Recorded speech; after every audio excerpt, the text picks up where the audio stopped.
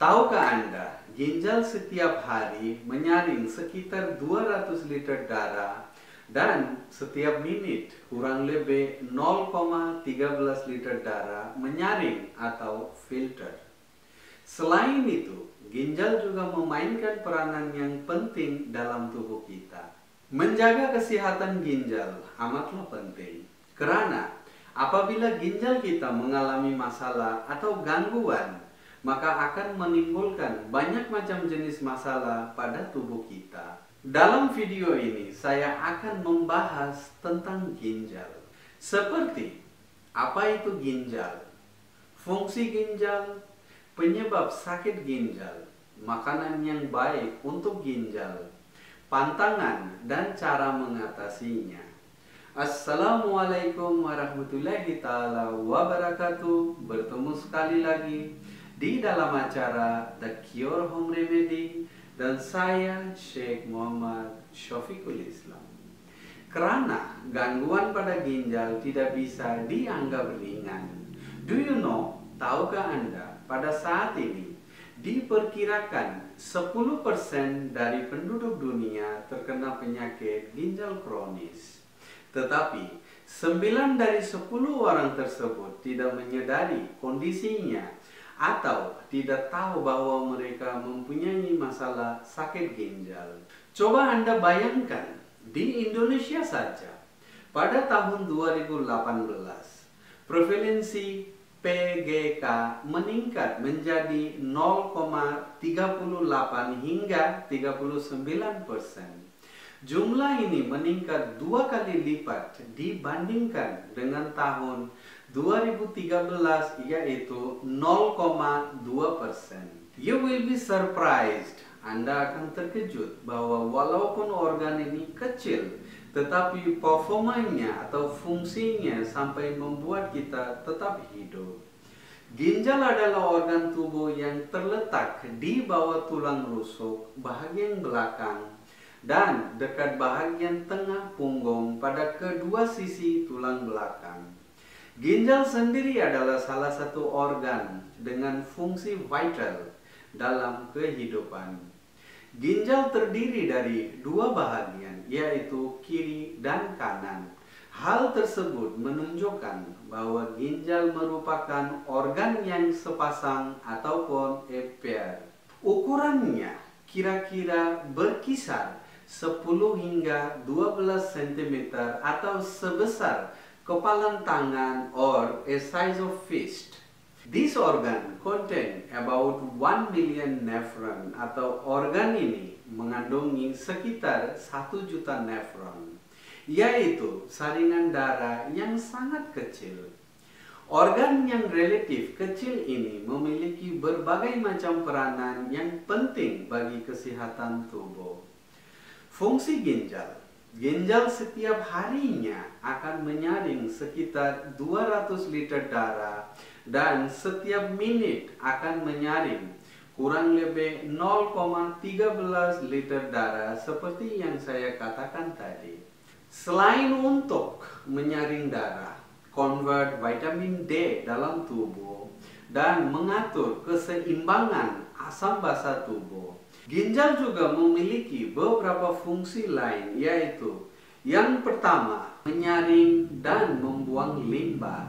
Ginjal memiliki peranan yang penting dalam pembuangan racun, kadar garam yang berlebihan, dan urea, limbah mengandung nitrogen, hasil dari metabolisme protein. Dengan terbentuknya urea tersebut, maka darah akan mengalirkan urea tersebut menuju ke ginjal untuk dibuang. Tanpa organ ini, maka limbah dan racun akan menumpuk di dalam darah.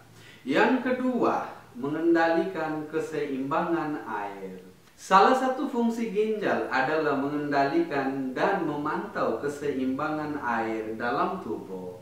Melalui organ ini, seluruh jaringan tubuh dipastikan supaya menerima air agar dapat bekerja dengan baik.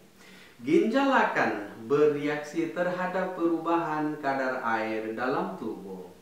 Ginjal akan menahan air, bukan membuangnya ketika tubuh sedang mengalami dehidrasi. Yang ketiga, mengatur sel darah merah. Oksigen merupakan unsur penting dalam peredaran darah.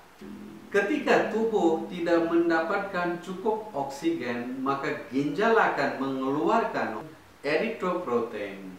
Hormon eritroprotein berfungsi untuk merangsang produksi sel darah merah lebih banyak, yang berguna untuk membawa oksigen. Jika sel darah merah atau kadar oksigen sudah normal, maka hormon tersebut akan berhenti memproduksi atau diproduksi oleh ginjal. Yang keempat, mengatur tekanan darah dan kadar garam. Mengatur tekanan darah dan kadar garam dalam darah juga merupakan fungsi ginjal. Karena ginjal akan memproduksi enzim renin sebagai prosesinya. Ketika menyaring darah, aliran dan tekanan darah yang stabil dibutuhkan oleh ginjal. Bahagian ginjal, bila diklasifikasikan bahagiannya, ginjal manusia terdiri dari 3 bahagian, yaitu korteks ginjal, medula ginjal, dan pelvis ginjal. Sekarang, pemeriksaan ginjal. Pemeriksa keadaan dan fungsi ginjal adalah cara untuk mengetahui apakah fungsi ginjal dalam kondisi baik atau tidak. Seseorang yang mengidap diabetes, hipertensi, penyakit jantung, atau riwayat keluarga yang memiliki penyakit ginjal sangat disarankan untuk melakukan pemeriksaan atau examination. Pemeriksaan ginjal bisa melalui tes darah. Tes darah dilakukan untuk mengetahui seberapa optimal bahagian-bahagian ginjal dalam menyaring darah. Tes darah juga disebut dengan laju filtrasi glomerulus, singkatnya GFR. Di tes ini, darah akan diuji dengan melihat kadar kreatininnya. Kreatinin adalah produk limbah yang dihasilkan oleh jaringan otot dan dikeluarkan dari tubuh melalui proses ekskresi. Ketika seseorang ginjalnya tidak berfungsi dengan baik, maka dia akan sulit untuk mengeluarkan kreatinin dari dalam darah. Tes urin juga bisa. Tes urin sendiri dilakukan untuk mengetahui kadar albumin, sejenis protein yang larut bersama dengan air seni. Jika ginjal dalam keadaan sehat, maka albumin tidak akan masuk ke dalam urin. Sebab albumin seharusnya berada di dalam darah, bukan zat sisa yang harus dikeluarkan melalui urin.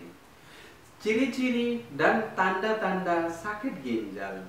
Yang pertama, kerap ingin buang air kecil atau frequent urination. Yang kedua, urin berbusa dan berdarah atau foamy and bloody urine. Yang ketiga, area sekitar mata terus-menerus membengkak atau the area around the eyes is swollen. Yang keempat, betis dan kaki membengkak atau swollen calf and feet. Yang kelima, mudah lelah dan sulit fokus. Tired easily and having difficulty focusing. Yang keenam, sulit tidur, hard to sleep. Yang ketujuh, kulit kering dan gatal, dry and itchy skin. Yang kedelapan, kehilangan nafsu makan or loss of appetite. Yang kesembilan, otot terasa kram atau muscle cramp. Yang kesepuluh, nafas yang pendek atau shortness of breath. Yang ke-11, makanan terasa seperti logam or food that tastes like metal. Yang ke-12, berat badan turun, weight loss. Penyebab penyakit ginjal. Ada beberapa faktor yang secara umum bisa meningkatkan risiko terjadinya penyakit ginjal, yaitu menderita diabetes, hipertensi, penyakit jantung atau penyakit hati or sakit liver, memiliki keluarga yang juga menderita penyakit ginjal, mengalami infeksi saluran kemih atau infeksi ginjal yang berulang, menderita obesitas, memiliki pola makan yang tinggi kandungan garam atau gula, memiliki kebiasaan yaitu jarang minum air putih sehingga meningkatkan risiko kekurangan cairan, berusia lanjut atau lansia, memiliki sistem imun yang lemah atau menderita penyakit autoimmune or autoimmune disease, memiliki kelainan bentuk ginjal. Selain itu, paparan zat kimia tertentu secara berlebihan seperti melamin juga dapat meningkatkan risiko terjadinya penyakit ginjal. Sekarang ayo kita membahas tentang pantangan untuk penderita penyakit sakit ginjal. Pantangan yang pertama, hindarilah memakan makanan dengan kandungan garam yang tinggi. Yang kedua, makanan yang mengandung gula yang berlebihan. Yang ketiga, makanan dalam kaleng yang diawetkan. Yang keempat, makanan dengan kandungan protein yang tinggi. Yang kelima, minuman beralkohol. Seterusnya, minuman berkarbonasi. Yang ketujuh, hindarilah dari kebiasaan kurang tidur.